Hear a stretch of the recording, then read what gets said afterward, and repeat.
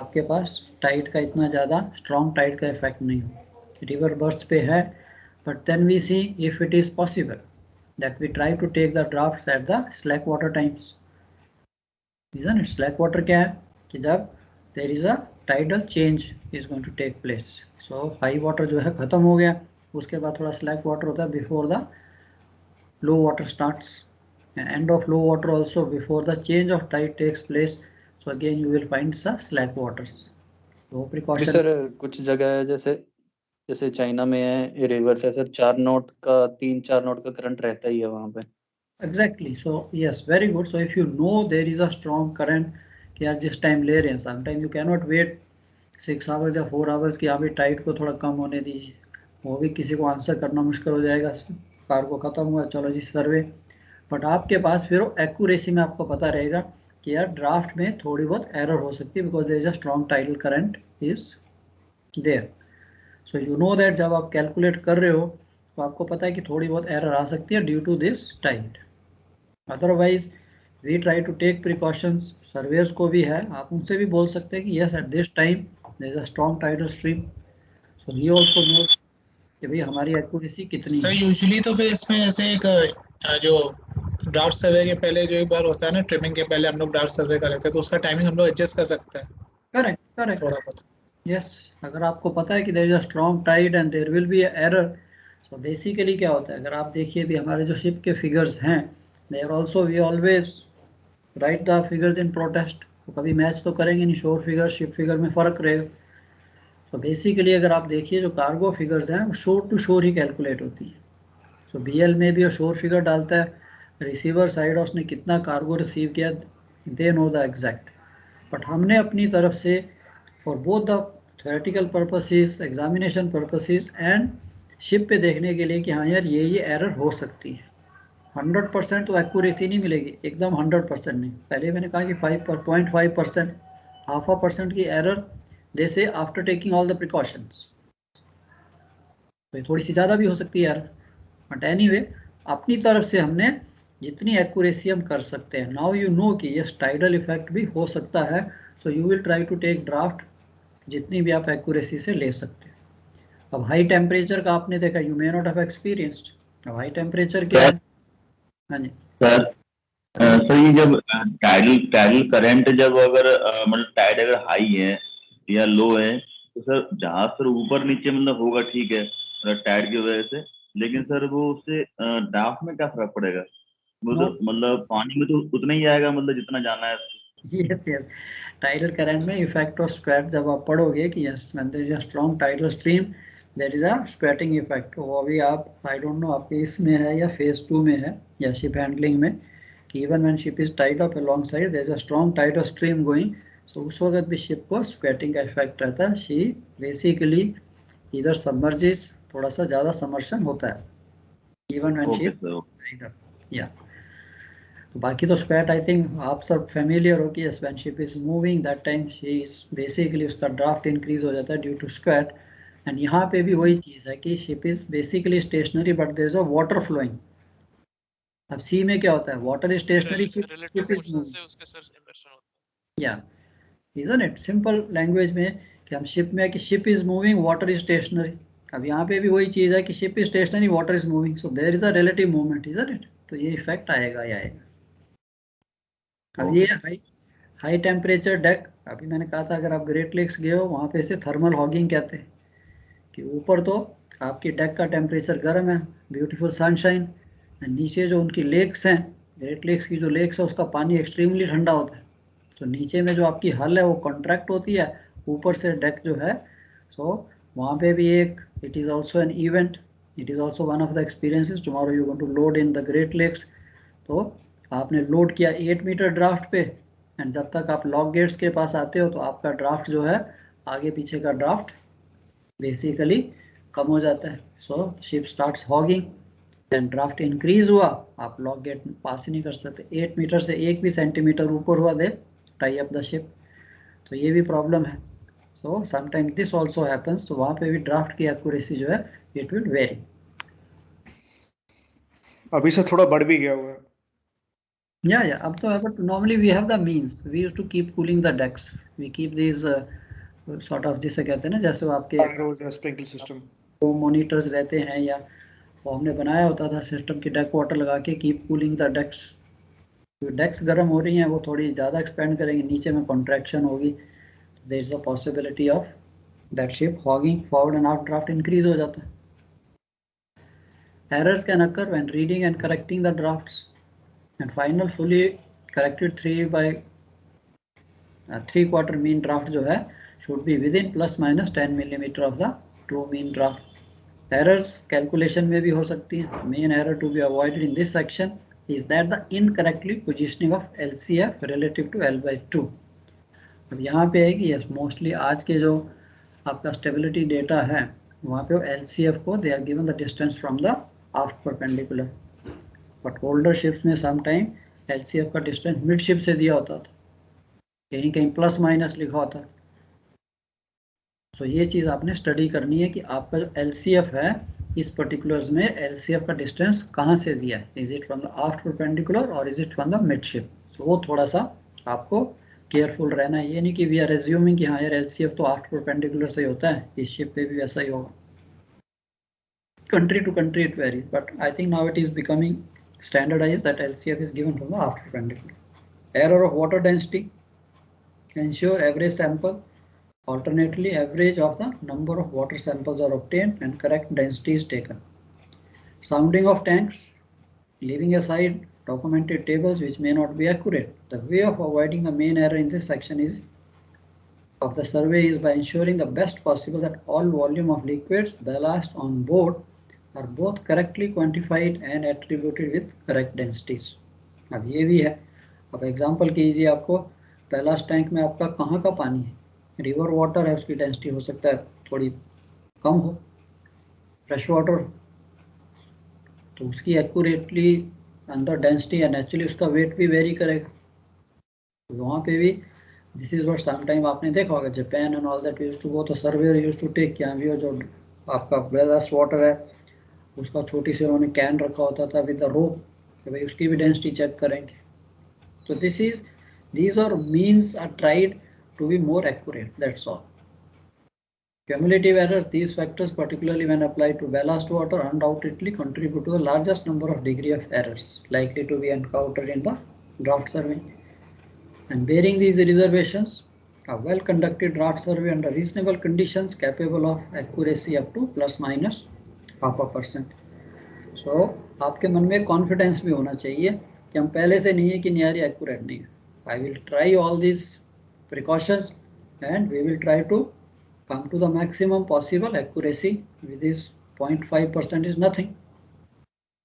तो हमारे पास तभी कॉन्फिडेंस आएगा कि हाँ यार जो मैं ऑब्जर्व कर रहा हूँ, जो मैं डेटा रीड कर रहा हूँ, दे रहा हूँ, सर वो करेक्ट है। So this is what basically आपकी ये थ्योरी। अब हम एक न्यूमेरिकल पे जाते हैं ताकि हम इन चीज़ों को क्लियर करें कि यार जो हमने पढ़ा ये होता कैसे। So now here I have written the recap of all these things. अब आप इसको नोट कर सकते हो कि सबसे पहले correction to observe drafts, first correction है, चाहे आपने फोटो लेनी है या better you can write in your books, ताकि आपको जब हम क्वेश्चन करें तो आपको you can refer to it and ये आपका एक किस्म का रेडी रेकनर बन जाता है। So first is the correction to observe draft, that is apparent trim upon LBM into distance between the draft marks and perpendicular, signed by sketch or negative and positive, whatever side the drafts and trimmed end are there. Second correction to hull deformation, उसका mean of mean forward draft plus aft draft, ये corrected drafts हैं, plus 6 times midship divide by 8. लिख रहे हो या you want me to? Sir एक minute sir लिख लेते लिख रहे हैं सर। लिख लीजिए, ओके, लेट मी नो।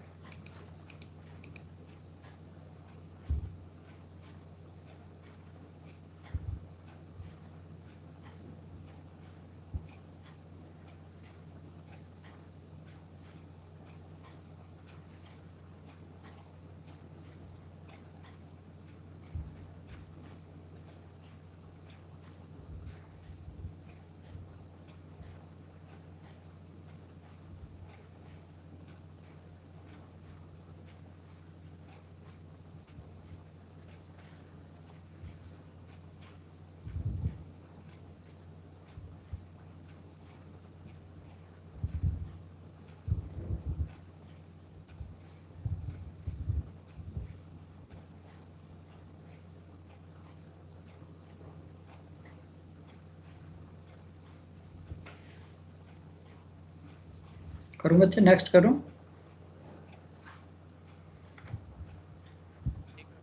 लिख रहे हैं सर, लिख रहे हैं सर। एक मिनट बताते जाइए, कोई बात नहीं, आराम से लिखिए. Let me know only when you want me to scroll to the next one.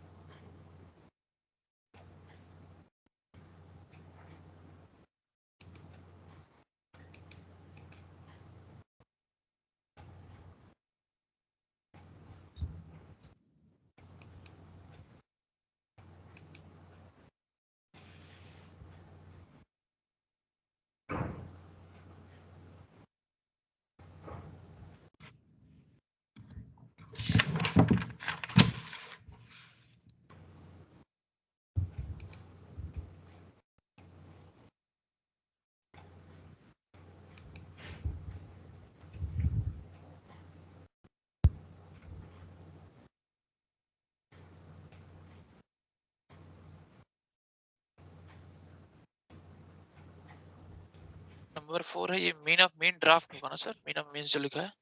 हाँ जी बच्चे, मीन ऑफ मीन आपका जो forward plus aft plus 6 time midship divide by 8, that is mean of mean. Draft आता है। मैं समझा नहीं, से अगेन प्लीज। सर टन में आएगा ना सर? या मीटर्स में, it is in metres.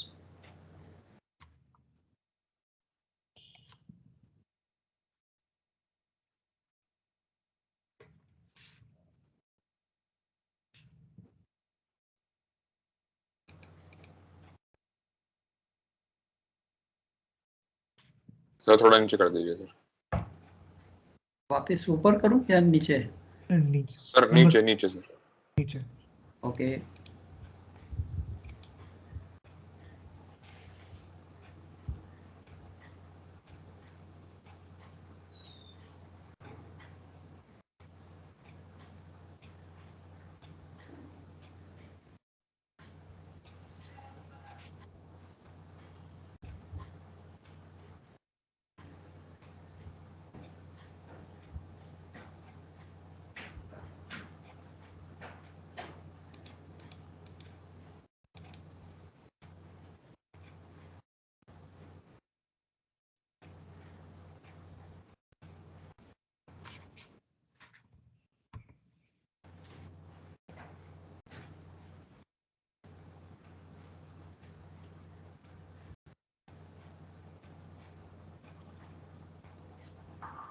Sir थोड़ा पीछे कर देंगे, ऊपर वाला देखना था।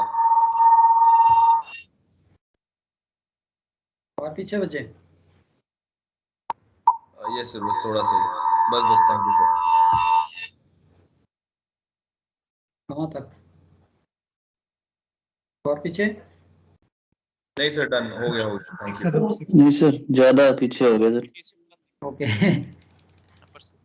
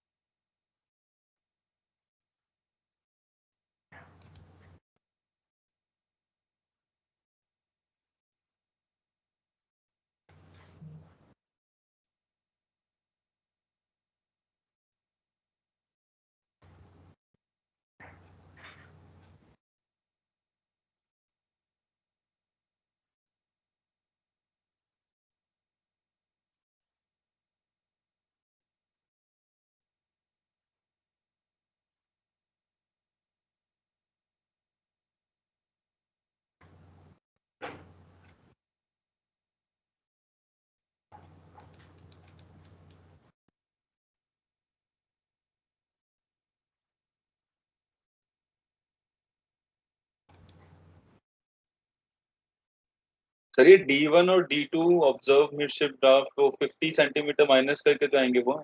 नो ये ऑब्जर्व ड्राफ्ट्स हैं बच्चे, these are just the observe midship drafts. Normal जो आपने ऑब्जर्व किए, जो आपको ड्राफ्ट्स दिए होंगे क्वेश्चन में कि दीज ड्राफ्ट या port and starboard midship.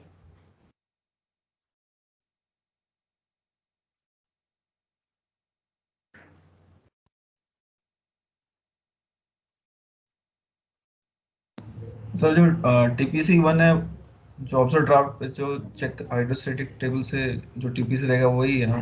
Yes, इन्हीं के रिस्पेक्टिव टू दीज ड्राफ्ट्स जो आपके मिडशिप पोर्ट एंड स्टारबोर्ड है, उसी के कॉरस्पॉन्डिंग टीपीसी।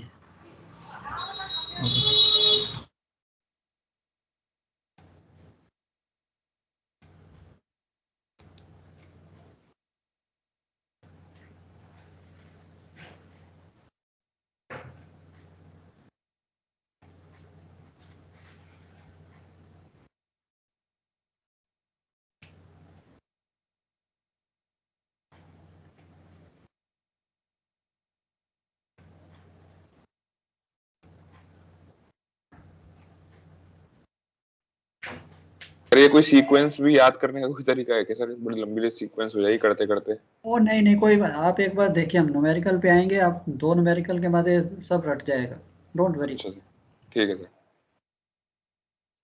यार आप ये तो जो यू आर I10 है, मेरे जैसा जिसे कहते हैं BBC बिफोर कंप्यूटर याद कर सकते हैं, तो आपका तो सॉफ्टवेयर एकदम I10 I11 है, नहीं? सर वही ज्यादा दिक्कत कर रहे हैं नए सॉफ्टवेयर। नहीं नहीं, हो जाएगा, डोंट वरी। जैसे हम न्यूमेरिकल पे आएंगे ना, नाउ यू हैव अंडरस्टूड। आज हम थोड़ा सा एक न्यूमेरिकल शुरू करते हैं, आपको अपने आप ये आसान दिखेगा। इसमें सिर्फ आपको एक्यूरेसी रखनी है, प्लस माइनस की गलती नहीं करनी बस, बाकी कोई वो हाई थ्योरी नहीं है, गलती सिर्फ प्लस माइनस में ही होती है।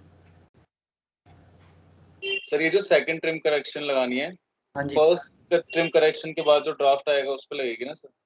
या फर्स्ट सेकंड ट्रिम करेक्शन जो है आपको स्ट्रेट वे टन्स में दे देगा कि 5 टन 10 टन 1 टन 2 टन, जितनी भी फिगर आई उसको हमने फाइनल डिस्प्लेसमेंट में ऐड करना है।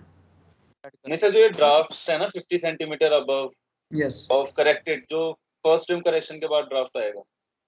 नो नो, ये mean of mean, mean of mean पे, not the true mean draft, ये मीन ऑफ मीन पे, ये वाला जो ड्राफ्ट हमने निकाला है ये। Okay sir, okay. या मीन ऑफ मीन पे हम लगाएंगे इसकी ये।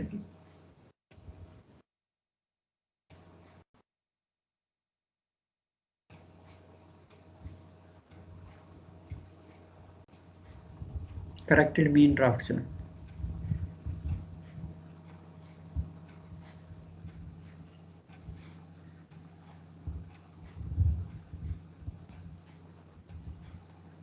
चलो हो गया बच्चे, सबका लिख लिया?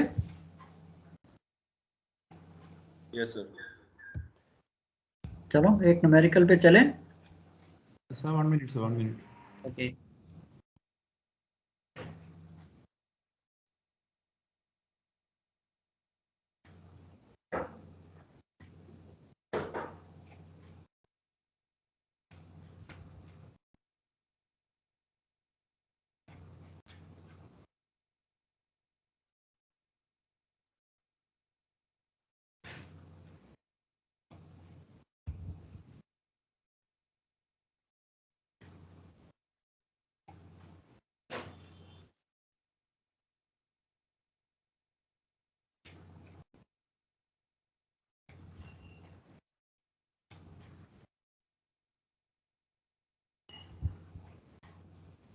Sir done sir.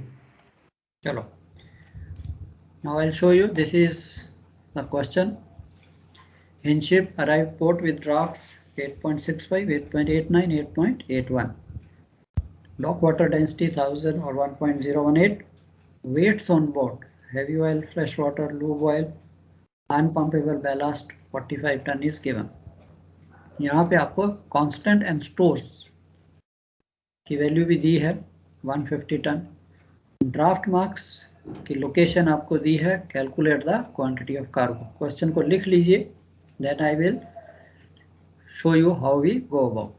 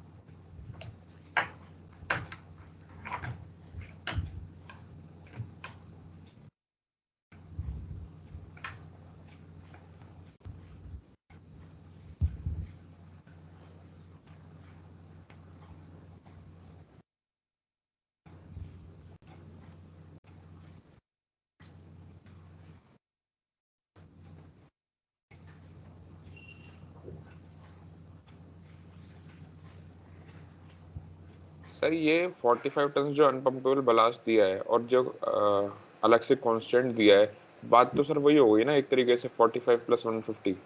Yes yes बच्चे, कांस्टेंट अलग है, कांस्टेंट इज 150 अलग है, 45 तो बैलास्ट है आपके पास। नहीं पर सर वो सिंस अनपम्पेबल लेवल है तो मतलब इन जनरल तो मतलब 150 प्लस 45 हो गया total constant. Yes yes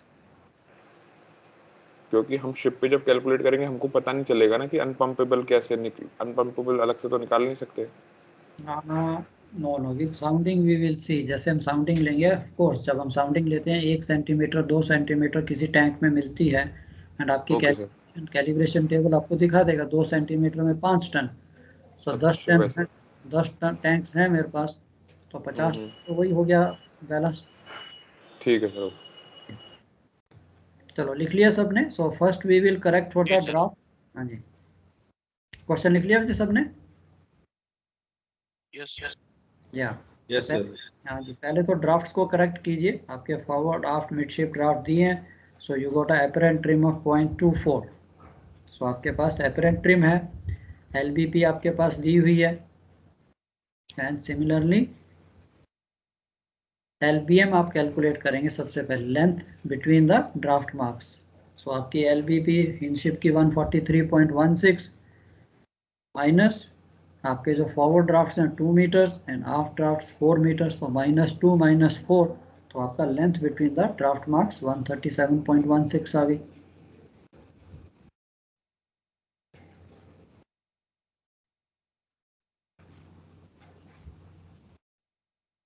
and अब आपने forward aft and midship correction. So forward correction आपकी आ जाएगी trim divide by LBM sir इसकी 136। पहला वाला बताना सर समझ में नहीं आया एक बार, -2 -4। ये बच्चे देखो, हमने क्वेश्चन में उसने दिया ना, draft marks located 2 metre aft of forward perpendicular. That means forward draft marks जो हैं वो फॉरवर्ड परपेंडिकुलर से 2 मीटर आफ्ट हैं। आफ्ट वाले जो ड्राफ्ट मार्क्स हैं वो 4 metre forward of the aft perpendicular है। तो ये आपकी डिस्प्लेसमेंट ओके ओके हाँ ठीक है सर। ये डिस्टेंस में डायग्राम बना लेंगे तो सर क्लियर होता है। है जी। मैंने कहा सर वो डायग्राम बना लेंगे तो क्लियर रहेगा उसमें। Correct correct.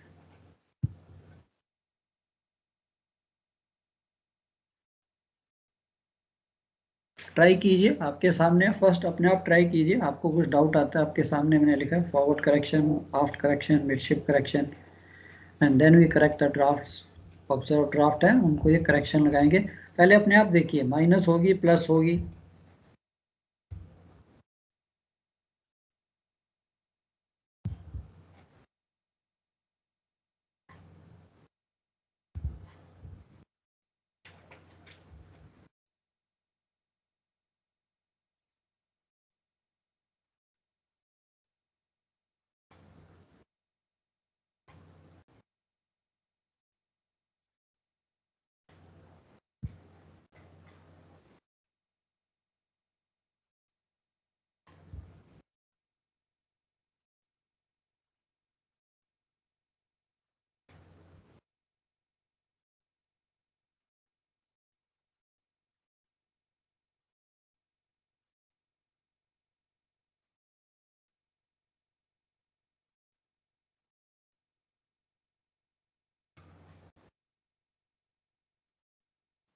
Sir forward correction sir plus होगी, आफ्ट करेक्शन माइनस होगी।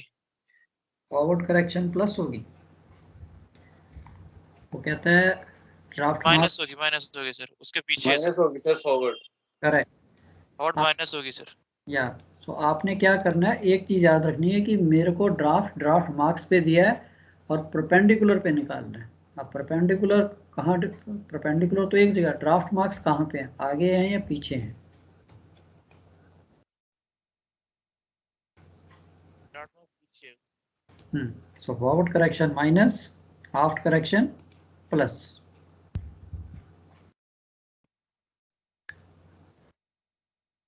शीज ट्रिम ना, स्टर्न ट्रिम है, तो फॉरवर्ड आफ्ट परपेंडिकुलर जो है मेरा ड्राफ्ट मार्क से पीछे है, तो पीछे ड्राफ्ट ज़्यादा होता जाएगा। सिमिलरली फॉरवर्ड में जो फॉरवर्ड परपेंडिकुलर है वो ड्राफ्ट मार्क से आगे है, तो ट्रिम कंडीशन में आगे का ड्राफ्ट हमेशा कम होता जाएगा, इसलिए माइनस।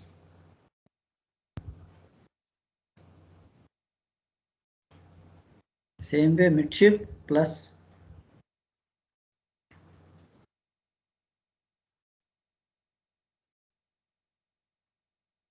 आप मीन ऑफ मीन निकाल लीजिए.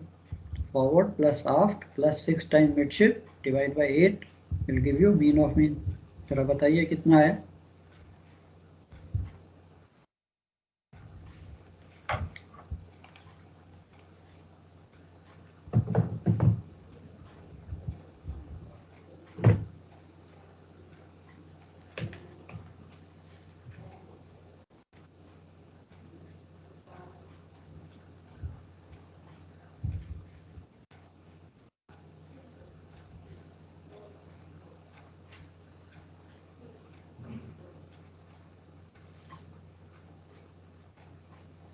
$8.802 sir.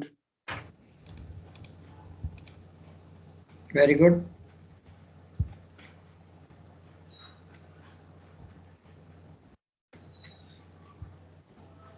And अब यहाँ से आपने ट्रिम भी लिखना. अब ये जो ट्रिम है 0.25 is the trim between the perpendiculars. Corrected trim जो है ऑब्जर्व हमारी थी 0.24.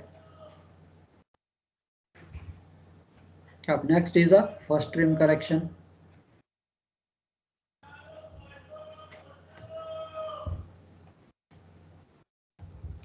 या रादर पहले एलसीएफ की वैल्यू निकाल लीजिए. मीन ऑफ मीन आपके पास आ गया. इसी के अकॉर्डिंगली इसी ड्राफ्ट पे एलसीएफ देखिए फ्रॉम द इनशिप पर्टिकुलर्स एंड एमसीटीसी भी निकाल सकते हो.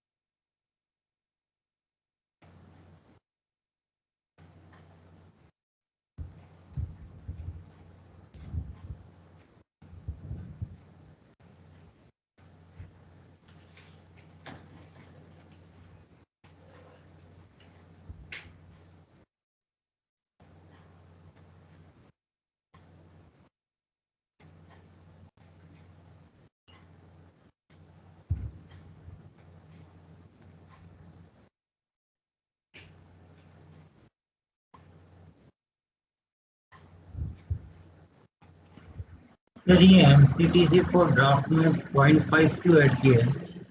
ये बच्चे सेकेंड ट्रिम करेक्शन निकालने के लिए आपको एमसीटीसी दो ड्राफ्ट पे चाहिए. जो मीन ऑफ मीन है 50 centimetres above and 50 centimetres below. Basically it is to calculate the rate of change of MCTC. Okay.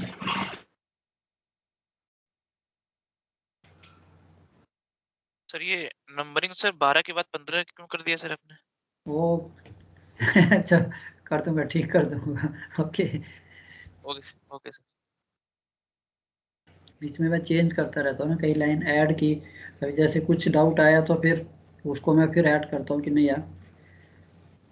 तो आपके पास जो ये पहुँचता है काफ़ी करेक्ट होके पहुँचता है.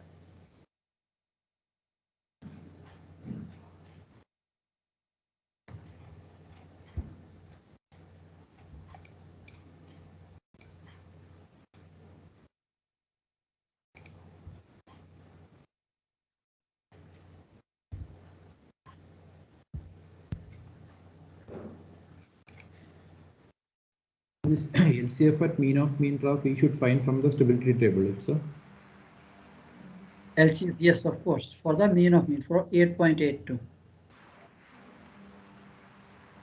Yeah, check कीजिए, खोलिए बुक खोलिए, so we'll get used to also. I think stability booklet. Beginning में आपको हाइड्रोस्टैटिक टेबल्स दिए, उसमें मीन ऑफ मीन 8.802 देखिए and then you see go to the LCF column. हो सकता है आपको इंटरपोलेट करना पड़े.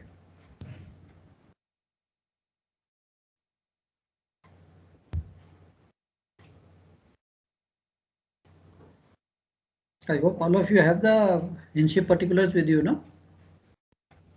Yes, sir. Yes, sir. Chalo, Yes, sir. good, Vijay, good.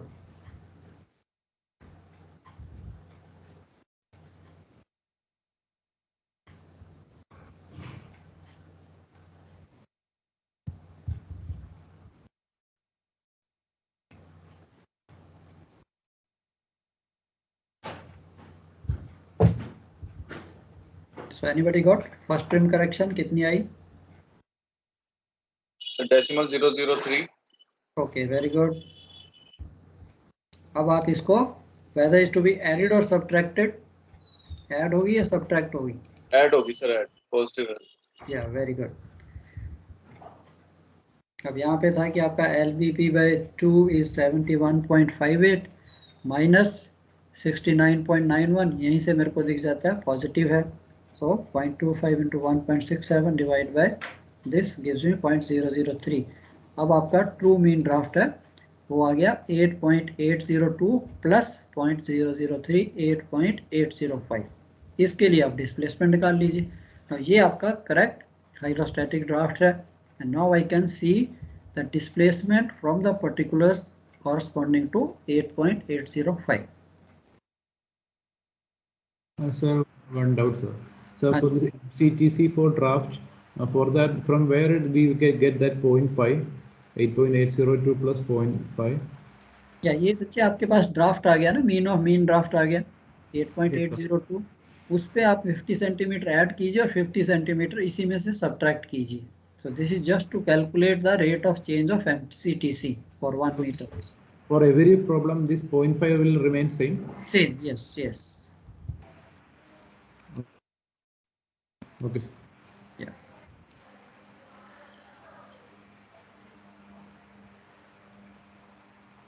Sir दोबारा बोलना सर, ये 0.5 का.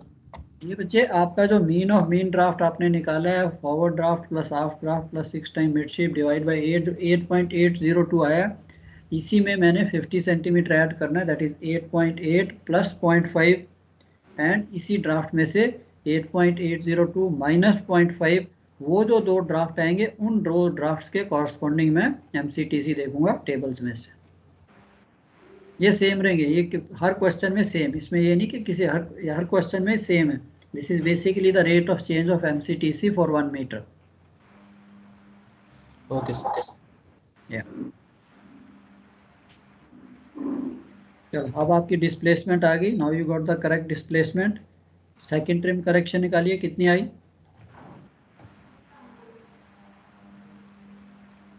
सर ये कैलकुलेशन सबका सेम ही आया है. मेरा 0.000293 जीरोस आ रहे हैं. हाँ चेक कर लीजिए, देखो आपके सामने है. Trim is 0.25, LBP/2 minus LCF that is 71.58 minus 69.1, 1.67 का डिफरेंस है इसमें, divide by LBP 143.6.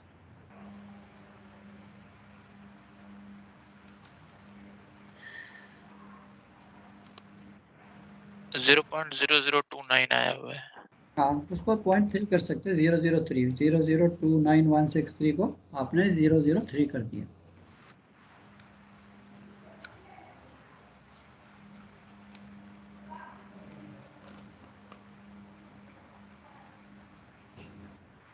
Second trim correction 50 trim square MCTC1 MCTC2 आपके पास हैं values, divide by LBP 0.3 ton आ गई है.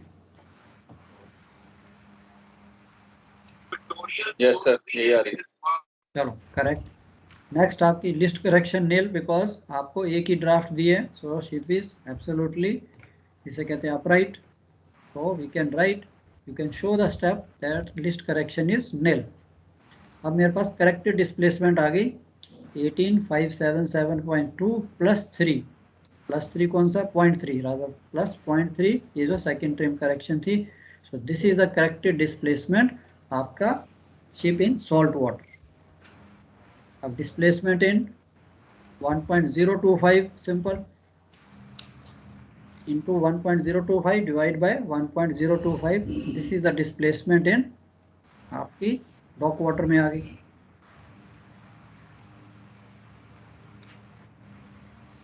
Now this is the weight of the ship. Non cargo weights आपने सारे ऐड करने जो आपको दिए 250 हैवी ऑयल 112 आपका fresh water lube oil 18 45 is the ballast and 150 constant. ये 575 ton total non cargo weights. Light displacement आपके पास है from the particulars 5499.8. Final displacement में से मैंने non cargo weights and light displacement minus किया. This is the amount of cargo on board.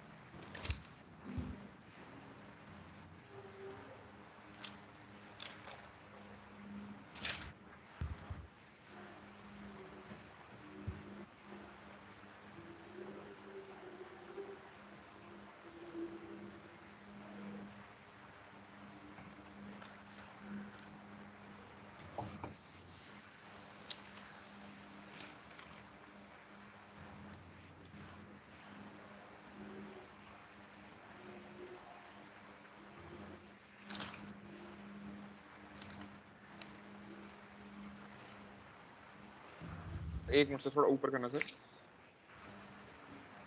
और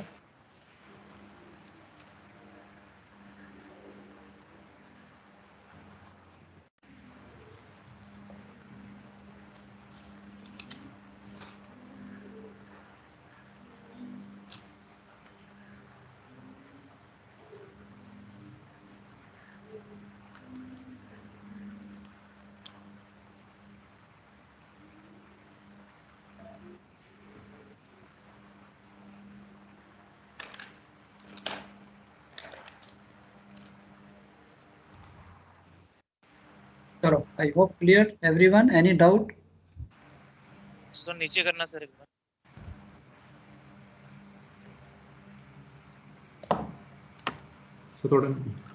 sir ये लिस्ट करेक्शन नील इसलिए ले रहा था क्योंकि मिडशिप पोर्ट स्टार्बोर्ड ड्राफ्ट नहीं दिए. हाँ बच्चे आपको देखो ड्राफ्ट उसने दिए that mean she is upright. Otherwise वो आपको क्वेश्चन में अभी हम नेक्स्ट आज तो नहीं करेंगे, नेक्स्ट क्वेश्चन करेंगे उसमें मैं आपके पोर्ट स्टार्बोर्ड के ड्राफ्ट दे दूंगा 6 साइड ड्राफ्ट्स.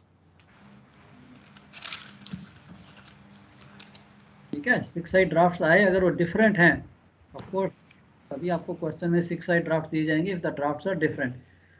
और देन वी नो कि कितनी लिस्ट है मिडशिप पोर्ट मिडशिप स्टारबोर्ड में difference into TPC is for this. वो करेक्शन आपने ऐड कर देनी है.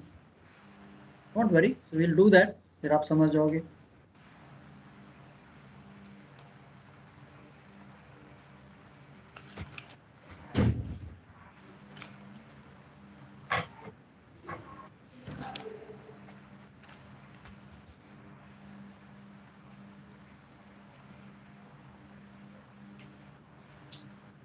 चलो any questions? I hope so far what we have done well understood. So screen share नहीं दिख रही है sir. Sir, how the list correction come nil? बच्चे आप कर लीजिए अपने आप साथ साथ अपनी बुक में करते जाइए ना, फिर ज़्यादा आपको प्रैक्टिस भी हो जाएगी एंड आपका एक बाइबल भी बन जाएगा. नहीं कभी भी रेफर कर सकते हो, कहीं जाने की जरूरत ही नहीं. Okay, sir.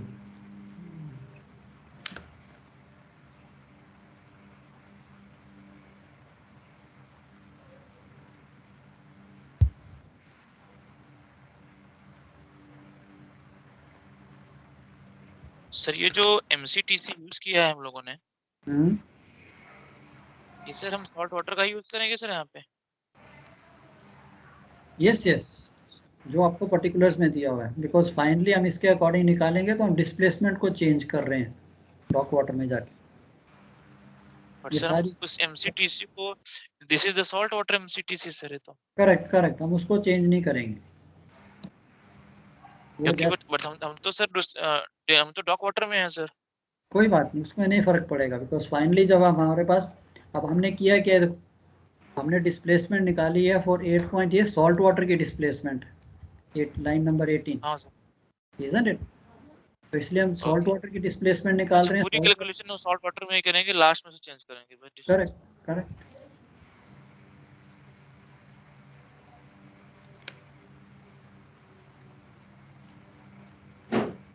चलो, all right. So I hope छोटे स्टेप्स। सो ये तो एक सिंपल वाला था कि हमने करेक्ट किया ड्राफ्ट्स को, मीन ऑफ मीन निकाला, first trim correction, second trim correction, and then we come to the final displacement in salt water. फिर करेक्ट करके नॉन वेट्स को माइनस किया एंड हमारे पास कार्गो ऑन बोर्ड आ गया।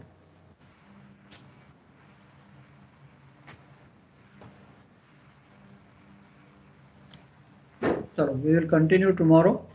सो any doubts, anything which is not understood, please इन्हीं steps पे बताते जाइए। I can stop here, I can go back, but आगे हम तभी बढ़ेंगे when all these things are clear. These are very basic things. तो ये जितनी क्लियर होती जाएंगी, ये नहीं कि हम उसको रट के नहीं करना, we don't have to mug up, understand करना है, एंड वो अपने आप ही आपके स्टेप्स आपको याद आ जाएंगे। 5-6 क्वेश्चन करोगे, आपके सारे के सारे स्टेप्स आपको नॉट सो डिफिकल्ट। सिर्फ आपसे कोऑपरेशन चाहिए कि आप इसको अपनी बुक्स पे करते जाइए sincerely, which will help you, because लिखने से आधा तो वैसे ही माइंड में चला जाता है। स्लाइड्स पे तो दिखता है हाँ ठीक है, हमारे समझ आ गया, जैसे स्लाइड बंद हुई तो माइंड में भी सब कुछ बंद हो जाता है। चलो, लिस्ट करेक्शन में एमपी, ये एमएस क्या सर? लिस्ट करेक्शन जो आपने देखी थी, लिस्ट करेक्शन थी आपकी, लिस्ट करेक्शन, यस, ये एमपी है, midship port, midship starboard drafts, and उन्हीं ड्राफ्ट्स की corresponding TPC. Ji sir.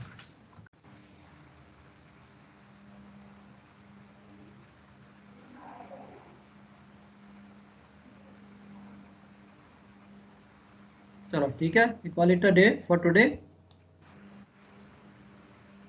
Thank you sir. Yeah, okay dear, welcome. Thank you sir. Welcome dear, welcome. Thank you sir. Welcome, welcome. Take care. Sir आज के topic के notes आप भेजिए। इसमें क्या notes भेजने हैं? अच्छा, वो थ्योरी वाले? हाँ जी सर। कल वाले भी भेज देना प्लीज। हाँ बच्चों, मेल देख रहा था ना, नहीं तो फिर मेरे को अलग। अब क्या होगा कि आपका एक ग्रुप एक बन गया ना, तो मैं टोटल मेल जो है एक ही ले लूँगा, इंस्टेड ऑफ सितंबर को अलग, अक्टूबर को अलग, तो मेरी भी खिचड़ी पक जाएगी। I think I should be able to get it. I will speak to Vandana ma'am, so she will give me all your mail IDs, तो फिर मैं भेज दूंगा, वो भी भेज दूंगा और इसकी थ्योरी भी भेज दूंगा। Okay okay sir. कल वाला भी भेज सर। हाँ कोई बात नहीं, हाँ ठीक है, या नहीं आएगा रिमाइंड भी कराते रहिए। नेक्स्ट डे जब आता हो ना, कई बार हो जाता है इट स्लिप्स, तो रिमाइंड कराते रहिए। डोंट हेजिटेट कि जो भी आपको चाहिए सर नहीं भेजा। आई नॉर्मली वैसे तो मैं लिख लेता हूँ, थोड़ा सा ये डिले 1-2 दिन का सिर्फ होगा because of the mail ID.